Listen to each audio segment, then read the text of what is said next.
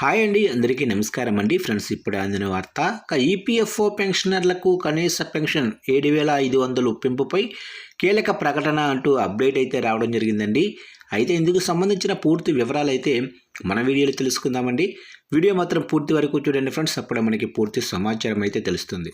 Clear చేయకుండా టాపిక్లోకి వెళ్ళిపోదాము. ఇక ఉద్యోగులకు ముఖ్య గమనిక.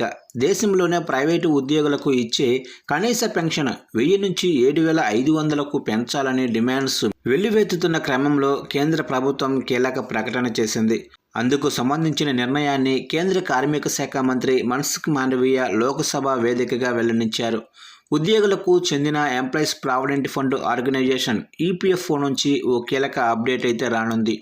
1995 నాటి ఉద్యోగుల పెన్షన్ కోసం ప్రవేశపెట్టిన ఈ పథకం కింద కనీసం నెలవారీ పెన్షన్ను 7,500కు పెంచాలని ఉద్యోగ సంఘాలు డిమాండ్ చేస్తున్నారు.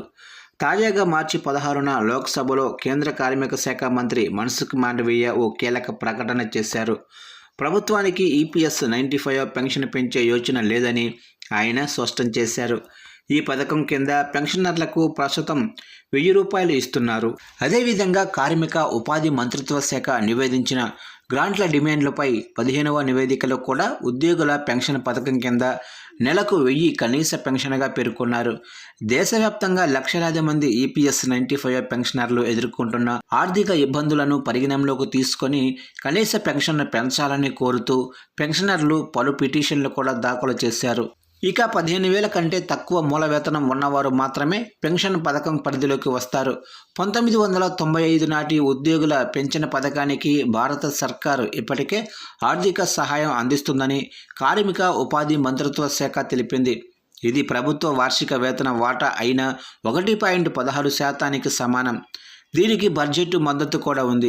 ఈ క్రమంలో ఈపీఎస్ పెన్షన్ను పెంచే ఉద్దేశం లేదని కేంద్ర ప్రభుత్వం స్పష్టం చేసింది. నిజానికి ఈపీఎస్ 95 ఉద్యోగుల పెన్షన్ పథకం కింద ప్రస్తుతం 1000 రూపాయలు నెలసరి ఇస్తున్న పెన్షన్ సరిపోవటం లేదనే వాదనలు వస్తున్నాయి. ఈ క్రమంలో కనీస పెన్షన్ను 7,500కు పెంచాలని పెన్షనర్లు, ఉద్యోగులు డిమాండ్ చేస్తున్నారు. అయితే పెన్షనర్ల డిమాండ్లపై ప్రభుత్వం నుంచి ఎలాంటి సుముఖత లేకపోవటం వల్ల ఇటీవలే పెన్షనర్లు, ఉద్యోగ సంఘాలు ఢిల్లీలోనే జంతర్ మంతర్ వద్ద 3 రోజుల నిరసన కార్యక్రమాన్ని కూడా చేపట్టారు.